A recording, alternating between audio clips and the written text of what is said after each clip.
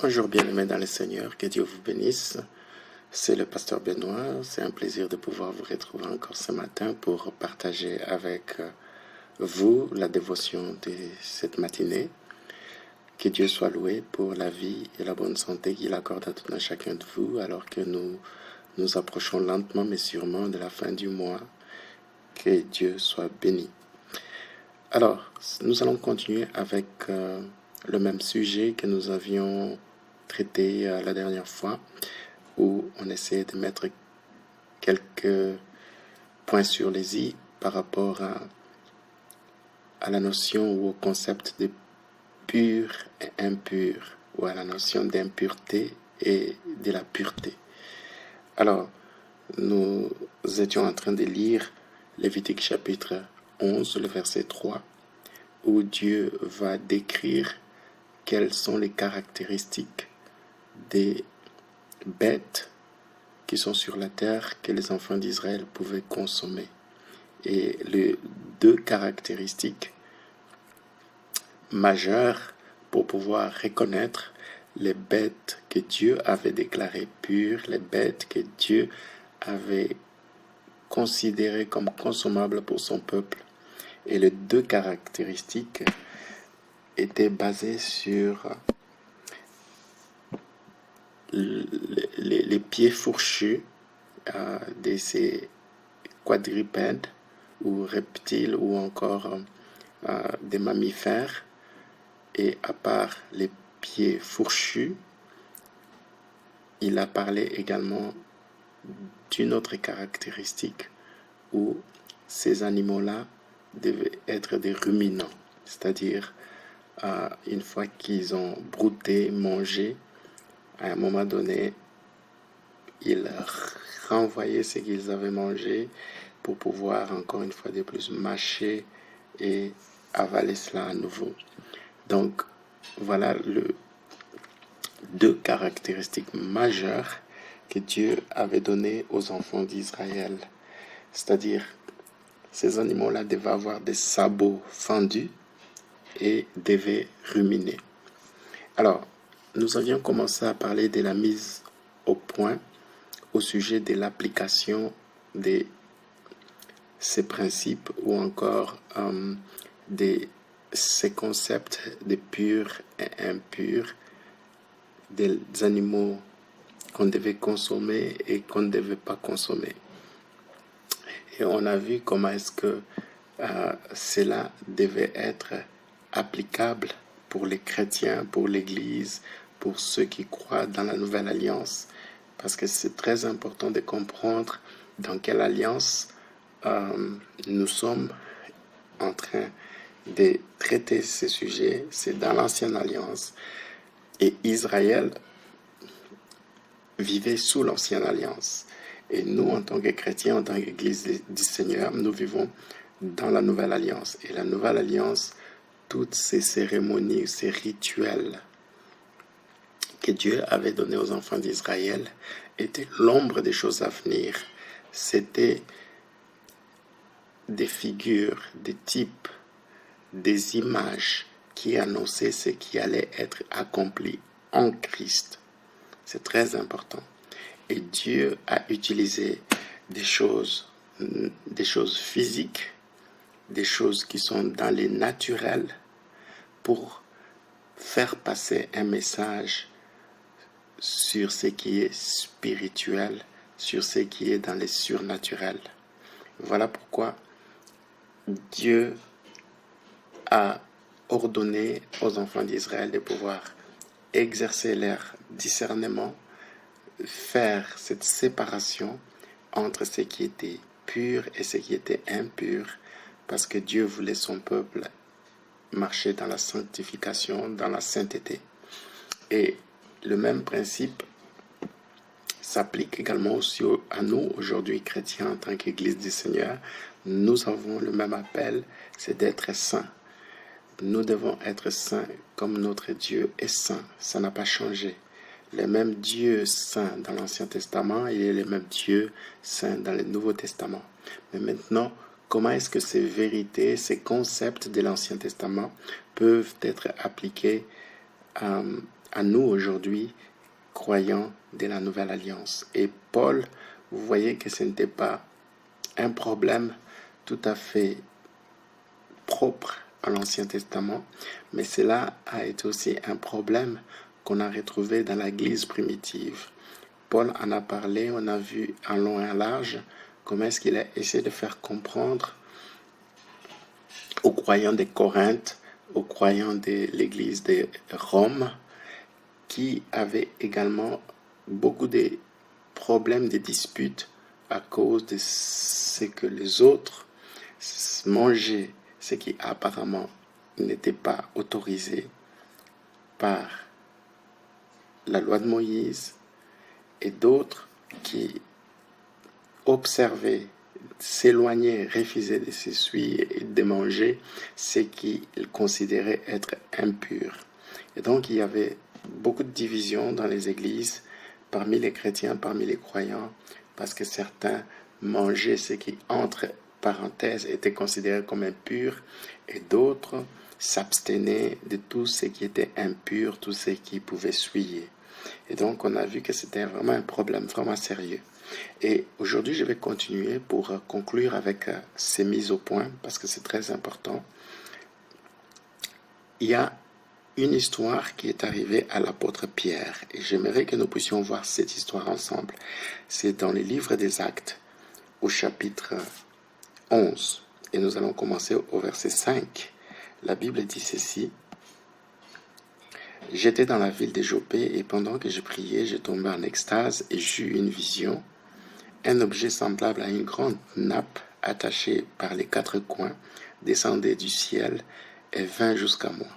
Les regards fixés sur cette nappe, j'examinai et je vis les quadrupèdes de la terre, les bêtes sauvages, les reptiles et les oiseaux du ciel. Et j'entendis une voix qui me disait: Lève-toi, Pierre, tue et mange. Mais je dis: Non, Seigneur, car jamais rien d'essuyé ni d'impur n'est entré dans ma bouche. Et pour la seconde fois, la voix se fit entendre du ciel: Ce que Dieu a déclaré pur, ne les regarde pas comme souillés. Cela arriva jusqu'à 3 fois, puis tout fut retiré dans le ciel. Voilà un peu une histoire encore qui nous montre que même avec l'apôtre Pierre, qui était le pilier de l'Église primitive, même avec lui, Dieu a eu à faire un travail énorme pour qu'il comprenne que la dispensation avait changé. On était dans la nouvelle alliance et qu'il fallait comprendre qu'il y a certaines choses qui sont maintenant applicables que spirituellement. Ne pas prendre la loi à la lettre, mais plutôt voir l'esprit de la loi. Quel était l'objectif final pour lequel Dieu avait donné ses instructions sur les animaux purs et les animaux impurs. Et donc, Pierre va voir dans une vision, évidemment dans cette vision, il va voir plusieurs animaux. Des animaux qui marchent à 4 pattes sur la terre, des animaux qui rampent, des reptiles, des oiseaux du ciel, des bêtes sauvages. Et il va entendre une voix, Dieu va lui donner un ordre pour lui dire: tue et mange. Parce que Pierre, en ce moment-là, il avait faim et il s'était retiré dans la chambre haute en attendant de pouvoir être en mesure de manger. Et donc, du coup, dans cette vision qu'il va voir, Dieu lui demande de prendre les animaux qui lui étaient présentés et de manger. Et lui, il va commencer à argumenter en disant: oh non, je ne peux pas, jamais de ma vie, j'ai mangé de tels animaux. Et donc, certainement que ces animaux qui étaient présentés devant lui, c'était des animaux qui étaient considérés comme impurs, certainement, qui étaient listés dans Lévitique chapitre 11 et certainement Deutéronome chapitre 14. Et certainement, il s'est dit: non, ça, ce sont des animaux impurs. Dieu avait interdit à tout enfant d'Israël, s'il veut marcher dans la sainteté, s'il veut marcher dans la sanctification, doit absolument s'abstenir de manger ces animaux. Et maintenant, le Seigneur me demande de manger ces animaux. Dieu est en train de se contredire. Dieu est en train de créer un peu la confusion dans la tête de Pierre. C'est comme ça qu'on peut s'imaginer. Mais regardez, quand Paul va argumenter, ce ne sera pas une fois, la deuxième fois encore, la même fois va lui dire, écoute, mange. Cette fois-ci, Dieu va insister. Ce que Dieu a déclaré pur, ne les regarde pas comme souillés. Voilà, c'est là la différence. C'est ça la nuance. Vous voyez, ces animaux-là, c'est vrai, selon les instructions de Moïse, c'était des animaux qui s'est retrouvé classé parmi les animaux impurs. Ok? Mais ici, Dieu va dire à Pierre, écoute, moi, je déclare ces animaux-là que tu vois, qui te sont présentés, ce sont des animaux purs. Et toi, ne les considère pas comme souillés. Et cela est arrivé jusqu'à 3 fois. Vous comprenez combien c'était dur pour Pierre de comprendre les messages que Dieu voulait lui communiquer à travers cette vision par rapport à ces animaux apparemment impurs, mais en réalité, en vérité, Dieu les avait déclarés purs. Dieu les avait, en d'autres termes, rendus purs. Et c'est ça l'histoire de la nouvelle alliance, bien-aimés dans le Seigneur. Vous voyez, ces concepts d'impur et pur qu'on voit dans le Nouveau Testament, Dieu a utilisé des choses physiques, des choses matérielles, des choses du monde naturel, ok, pour que les enfants d'Israël aient dans leur tête, dans leur esprit, la notion de ce qui est pur et de ce qui est impur, qu'il n'ait pas la confusion entre ce qui est saint et ce qui est profane, qu'il ne puisse pas mélanger entre ce qui est bon et ce qui est mauvais.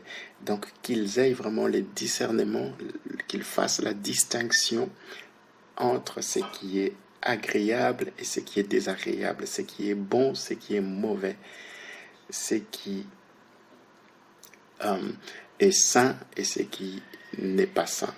Voilà les buts pour lesquels Dieu avait donné ces choses que les enfants d'Israël pouvaient voir dans leur vie quotidienne, dans leur vie de tous les jours, qu'ils puissent intégrer cette notion-là de ce qui est saint et de ce qui n'est pas saint, de ce qui est pur et de ce qui est impur.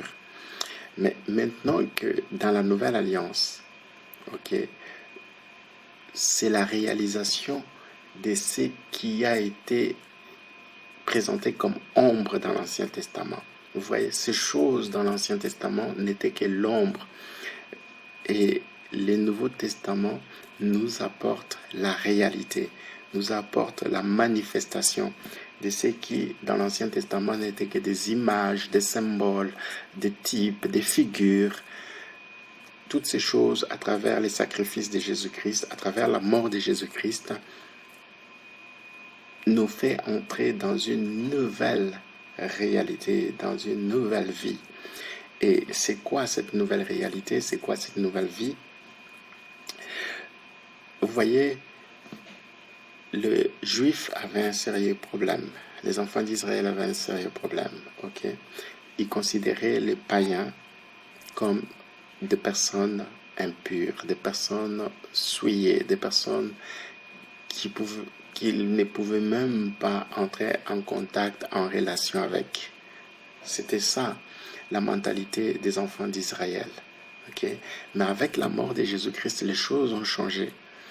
Les choses ont changé parce que je vous avais dit que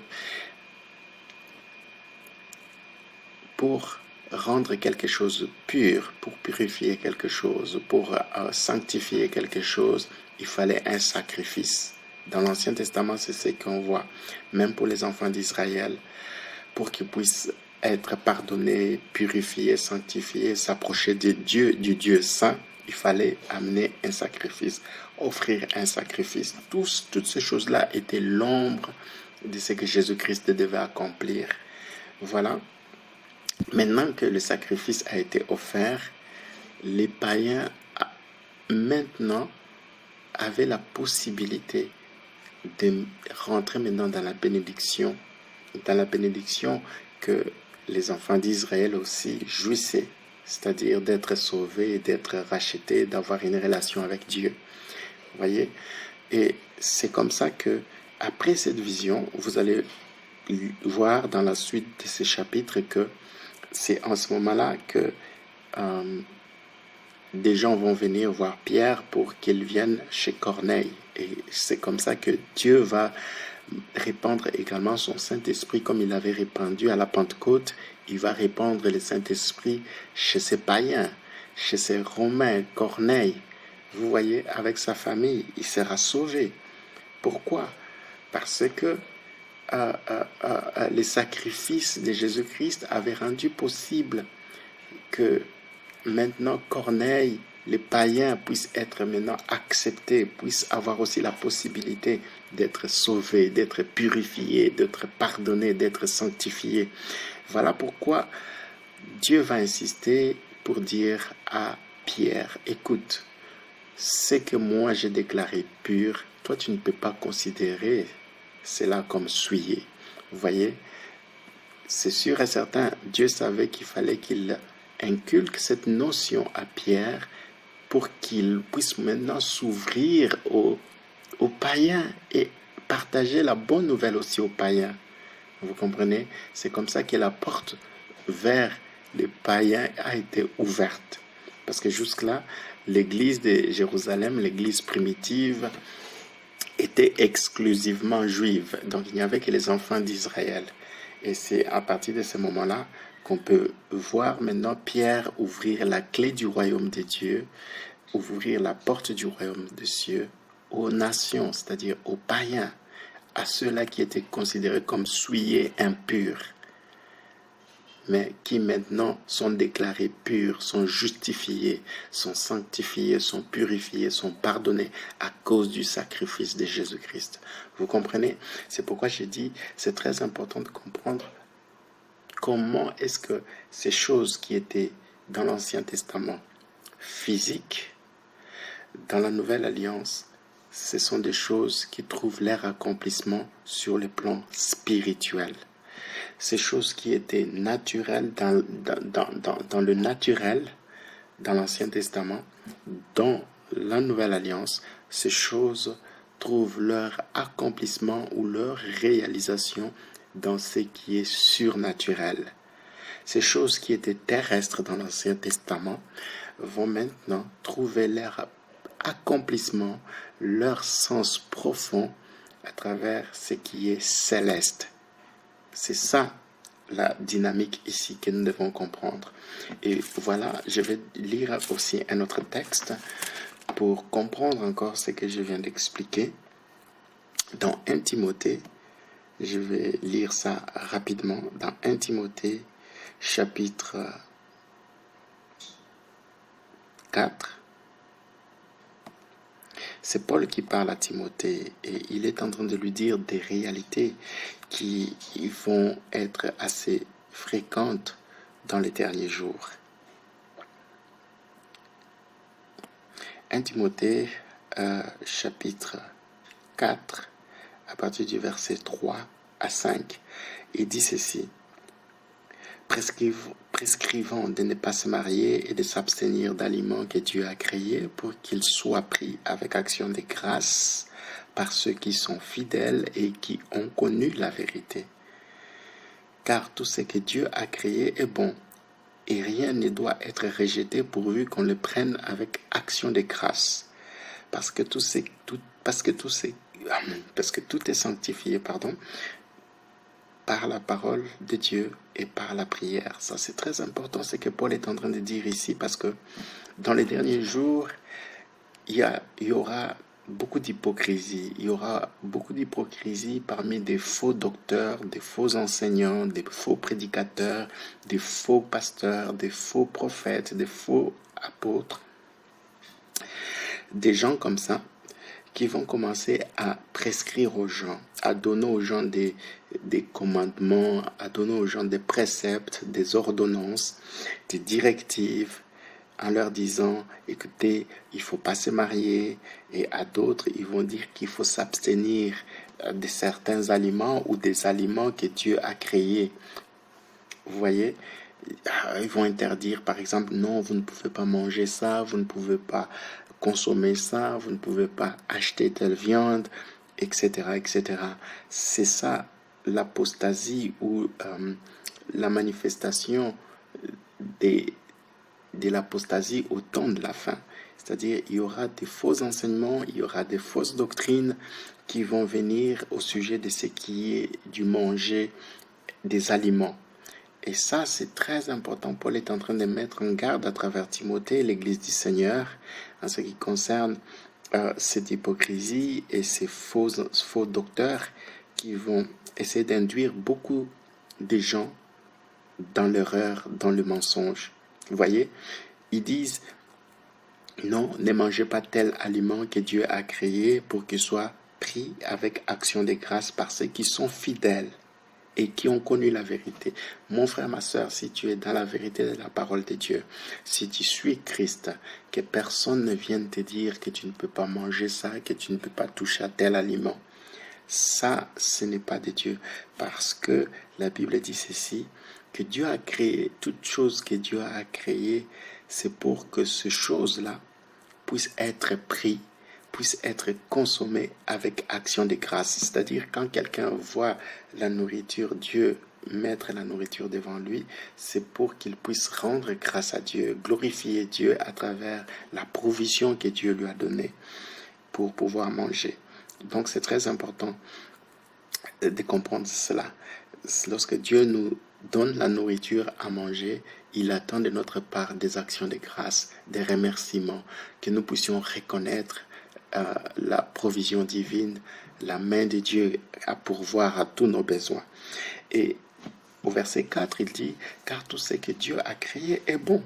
Vous vous imaginez, lorsque quelqu'un commence à vous dire que ça, ce n'est pas bon, que ça, c'est bon, alors que Dieu, tout ce qu'il a créé est bon.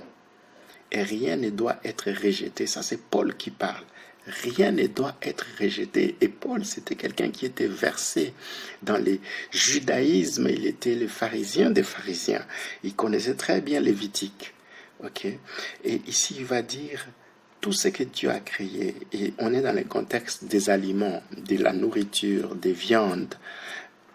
Il va dire tout est bon et rien. Alors, rien ne doit être rejeté, mis de côté en disant non, c'est souillé, c'est impur. Ok? Pourvu qu'on le prenne avec action de grâce. C'est ce que Paul dit ici. Pourvu qu'on fasse tout ça pour la gloire de Dieu. C'est ce qu'il va dire aux Corinthiens, aux Romains, que quoi que nous fassions, mangeons, buvons, que cela soit fait pour la gloire de Dieu. Quelle est la motivation derrière? Quelle est l'intention derrière en consommant telle nourriture? Est-ce que c'est pour glorifier Dieu ou c'est pour juste honorer une autre entité ou une autre divinité ou encore satisfaire à sa chair? Donc les motivations sont très importantes. Est-ce que nous le faisons pour rendre grâce à Dieu, pour glorifier Dieu, pour que Dieu soit loué? C'est ça la question qu'on doit se poser dans tout ce que nous faisons. Et il dit ceci, parce que tout est sanctifié par la parole de Dieu et par la prière. Bien-aimés dans le Seigneur, si Paul pouvait dire aux Corinthiens, mangez de tout ce qui se vend au marché sans vous enquérir de quoi que ce soit par motif de conscience, il savait que nous, en tant qu'enfants de Dieu, nous avons l'autorité, nous avons le pouvoir de pouvoir sanctifier par la parole de Dieu et par la prière tout ce que Dieu met entre nos mains. Bien-aimés dans le Seigneur, voilà pourquoi Paul pouvait dire, il n'y a rien d'impur. Tout est pur pour celui qui est pur. Voilà, bien-aimés dans le Seigneur, nous devons comprendre ces réalités. Voilà pourquoi nous devons faire vraiment une distinction entre les deux alliances et quels étaient les buts pour lesquels Dieu avait institué ces rituels au niveau alimentaire pour les enfants d'Israël. Ces choses étaient l'ombre des choses à venir, étaient des figures, des images, des illustrations de la réalité qui devait arriver après le sacrifice de Jésus-Christ à la croix. Donc c'est très important de comprendre ça, et cette mise au point, je tenais à la faire pour que nous puissions comprendre la suite de ces chapitres 11, de cette notion sur la pureté et l'impureté. C'est très lié à notre sanctification, c'est très lié à notre sainteté.